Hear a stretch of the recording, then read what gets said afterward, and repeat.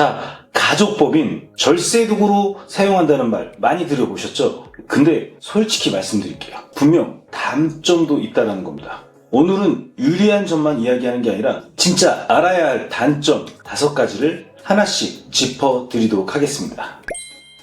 아니, 법인하면 가족한테 장점만 있는 거 아니야? 이렇게 생각했다가 단점을 모르고 있다가 큰 손해 볼 수 있다는 거 아시면 좋을 것 같습니다.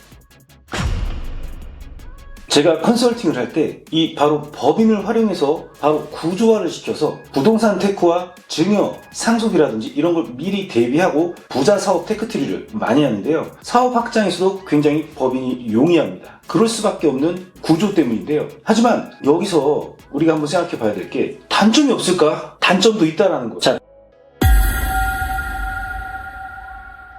단점 1번, 바로 중도 인출이 자유롭지 않다. 이거는 가족법인만의 문제가 아니라 모든 법인의 구조적인 단점이라고 볼 수가 있어요.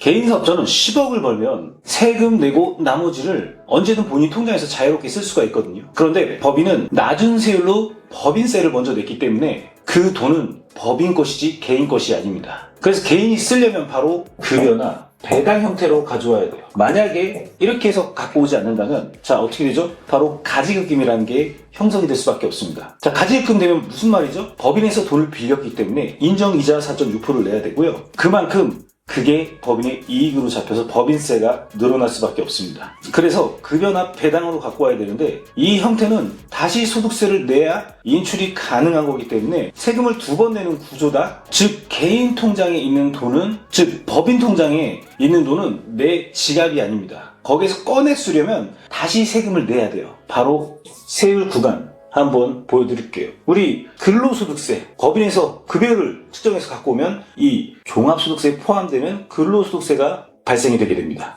그래서 법인 소득을 생활비로 반드시 써야 되는 분이 있다고 한다면 가족법인 설립 시 실익이 없을 수가 있어요. 이 사용법을 모를 경우에 구조화를 시키고 쓰지 않을 경우에는 오히려 마이너스가 이루어질 수밖에 없다. 그래서 가족법인 같은 경우는 이미 생활비가 충분히 내가 갖고 있는 상태에서 추가 자산을 촉척하기에 가장 적합한 도구이다.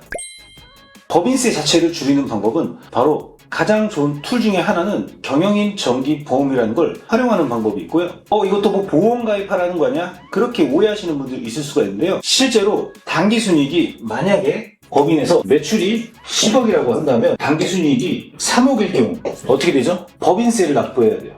자, 2억까지는 프로 구간 맞죠? 그리고 그 이상된 1억 구간에는 바로 도로 세금을 내야 됩니다. 지방세까지 하면 11, 22 납부를 해야 돼요. 그런데 만약에 내가 법인에서 경영인 정기보험으로 4천만 원을 연회에 적립했다? 그러면 6억. 4천만 원은 비용으로 인정이 되고 이익은 2.6억으로 법인세를 내시면 되는 거예요. 그러면 법인세가 줄어들고 적립도 되고 이런 걸 활용할 수가 있다는 거예요. 나중에 이 보험금을 수령할 경우에는 내가 어떤 계정 과목에 따라서 갖고 온지에 따라서 상계 처리를 할 수가 있는데요. 거기서 가장 좋은 게 바로 뭐죠? 바로 퇴직금, 퇴직소득으로 상계 처리하는 게 가장 좋습니다. 왜? 10에서 15%밖에 세금 구간이 형성이 되지 않거든요. 퇴직금, 분류과세라고도 표현합니다. 퇴직소득세율은 일반 근로소득세율보다 표를 보시죠. 당연히 이거 만약에 내가 10억을 갖고 오면 어떻게 되죠? 네, 맞습니다. 45% 구간에서 4대 보험이랑 이런 거 저런 거 다 합산하면 10%까지 갈 수도 있어요. 그러면 급여로 갖고 오는 게 아니라 오히려 이런 퇴직금으로 갖고 오는 게 더 좋은 세율 구간이라고 볼 수 있겠죠. 그런데 이런 말들 하시는 분들 많이 있어요. 그거 중간에 해약하면 손해보잖아. 네, 맞습니다. 그래서 중장기상 내가 모으는 동안 세금이 발생하는 데는 굉장히 좋은 상품이죠. 그런데 내가 매월 급여로 난 타가서 쓸 거야. 그럼 어떻게 되죠? 네, 맞습니다. 소득세를 내시고요. 4대 보험까지 같이 내시면 되는 거예요. 내가 세금 내고 돈을 이런 쬐끔쬐끔 쓰겠다? 그럼 급여 측정에 쓰시면 되고요. 아니면 장기 금융 상품을 활용하는 것도 좋은 방법입니다. 자, 두 번째 단점. 자, 경영자의 리스크. 자, 무슨 말이냐? 개인이나 개인 사업자 같은 경우는 본인이 주체적으로 의사결정을 하고 돈도 마음대로 쓸 수가 있잖아요. 그런데 법인 같은 경우는 주주로 구성되어 있습니다. 그러다 보니까 주식의 퍼센트에 따라서 만약에 나보다 여러 명이 주주가 있다고 한다면 그 사람들이 더 높다면 내 마음대로 할 수가 없다라는 거예요. 예를 들어서 내 지분이 15%에 불과하고 나머지 주주들이 5%로 갖고 있다고 치면 주주들이 잘못된 결정을 내려도 따라갈 수밖에 없다는 거예요. 하나의 예시로 부동산을 예시로 한번 들어볼게요. 부동산을 비쌀 때 시기가 나만 알고 있어. 그래서 그 부동산을 팔아서 큰 양도 차익을 남기고 싶은데 문제는 뭐죠? 주주들이 결정을 해줘야 돼요. 근데 주주들이 지금 오를 때가 아니라고 판단하고 있고 굉장히 내려간 상태인데 이런 잘못된 판단으로 주주들이 결정을 하잖아요. 그러면은 그거에 따라갈 수밖에 없어요. 그러면 손해볼 수밖에 없겠죠. 이 법인의 단점이 주주, 지분율에 따라서 의사결정을 따라갈 수밖에 없다. 그렇다고 개인으로 큰 부동산 사면 어떻게 되죠? 갖고 있을 때 세금, 건보료, 재산세, 보유세, 지방세, 기타 등등등, 그리고 팔면 양도세 폭탄이 나옵니다. 개인도 쉽진 않긴 합니다. 그래서 법인으로 만약에 부동산 거래 대금이 크게 들어왔어요. 매각을 했는데 양도 차익이 크게 들어와서 돈이 많이 있다고 생각해 볼게요. 한 50억? 근데 이게 법인 통장으로 온 거잖아요. 근데 대표이사가 마음대로 꺼냈으면 뭐가 되냐? 바로 횡령이나 배임으로 넘어갈 가능성이 존재한다. 그러면 법적으로 문제 생길 수가 있겠죠. 정말 중요한 점이 하나 있는데 요즘에는 법인을 동업을 하면서 타인과 주주가 구성되어 있는 것보다 친족 간에 법인에서 오히려 이런 문제가 더 크게 발생됩니다. 법인을 처음에 설립할 때 가족법인이라고 해서 부모랑 자녀 구성으로 해서 안정적이긴 한데 이게 세대가 내려가잖아요. 자녀의 손자가 있을 수 있죠. 그러면은 여기서부터 전쟁 날 수가 있다는 거예요. 완전 갈등이 심화될 수 있다? 가족이니까 괜찮겠지? 아니에요. 통계는 그 반대를 말하고 있습니다. 이건 실제입니다. 제 거래처 이야기를 한번 말씀드리자면은 제가 2주 전에 분명히 만났고 그 2주 지난 후에 만났는데 그 사이에 할머니가 돌아가시게 됩니다. 돌아가셨는데 할머니가 갖고 있는 건물이 총 세 채 400억 정도 갖고 있는 겁니다.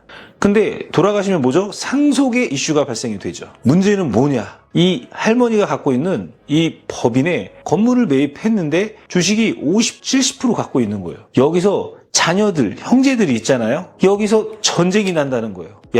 이거 돈 앞엔 장사 없구나. 여기서 나오더라고요. 그래서 요즘에는 신탁 제도를 활용해서 이런 안전지킴이를 많이 해놓는데 옛날 분들은 이런 걸 다 놓치고 우리 자녀들을 지킬 준비를 안 하고 떠나시는 분들이 많습니다. 그럼 어떻게 되죠? 자녀들, 우리 손자들 다 전쟁입니다. 이런 거 절대 하면 안 됩니다.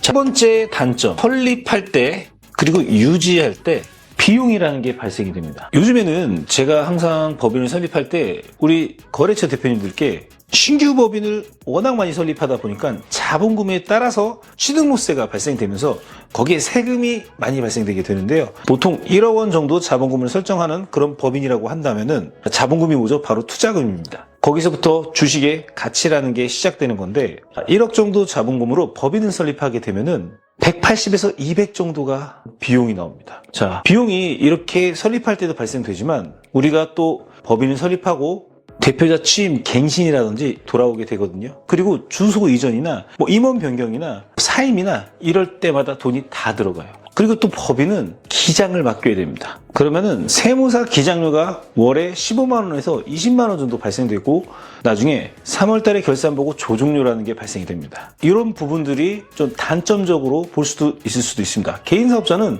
시작하자마자 기장을 안 해도 되지만 법인은 달라요.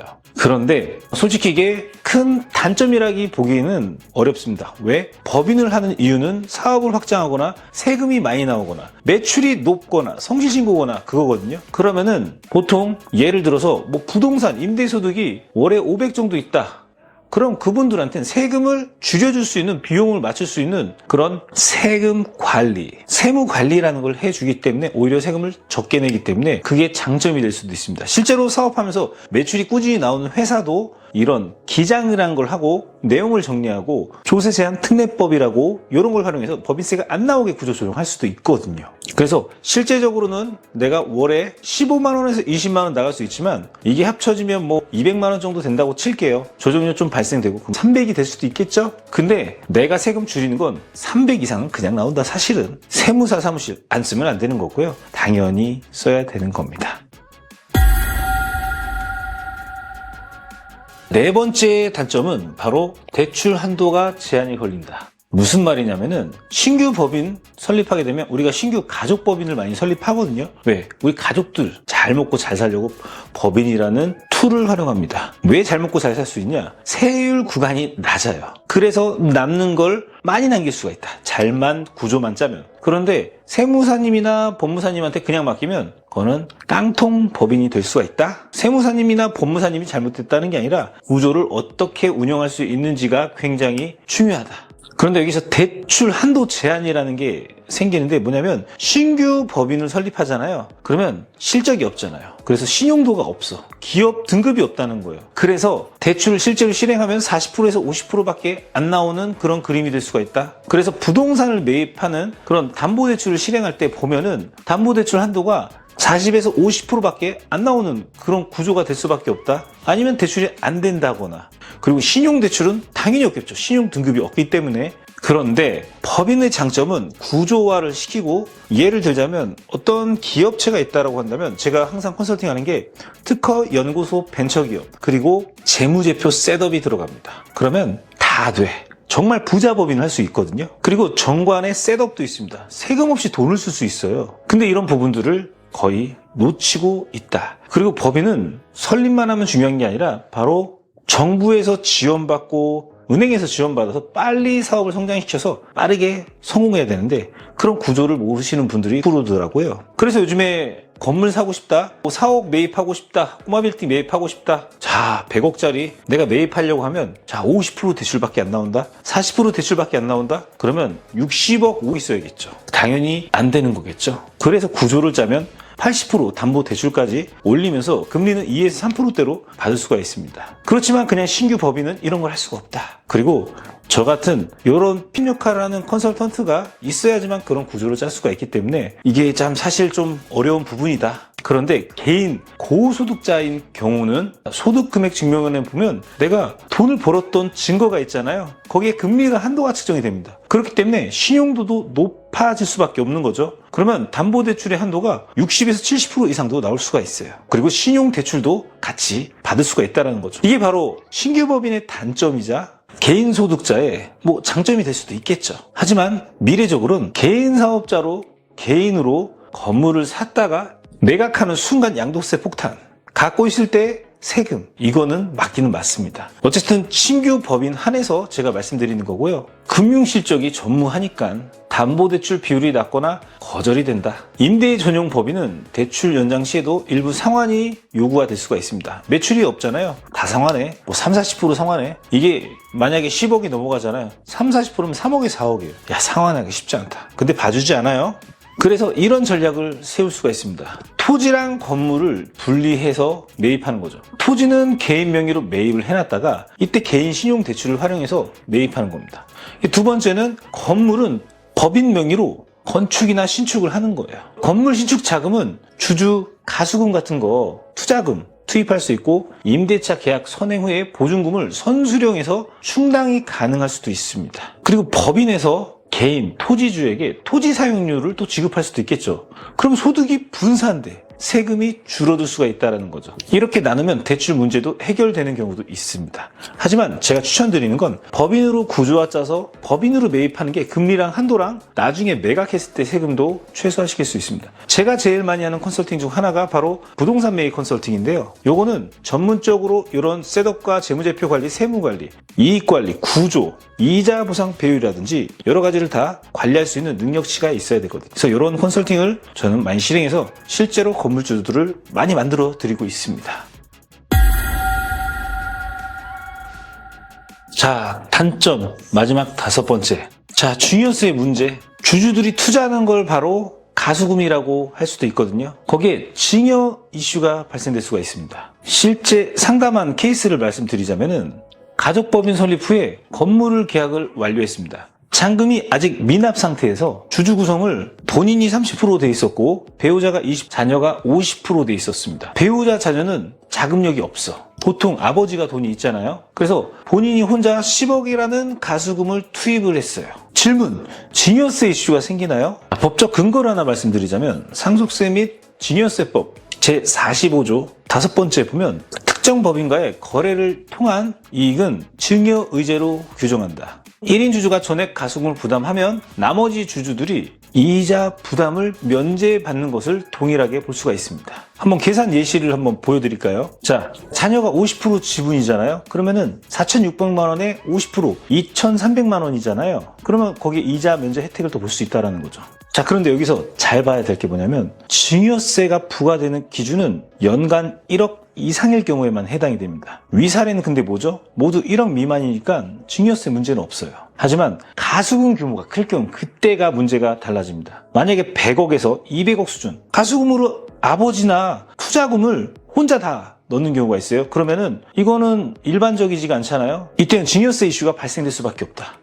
자, 증여세 얼마죠? 거의 생각하셔야 돼요. 이렇게 금액이 클 경우.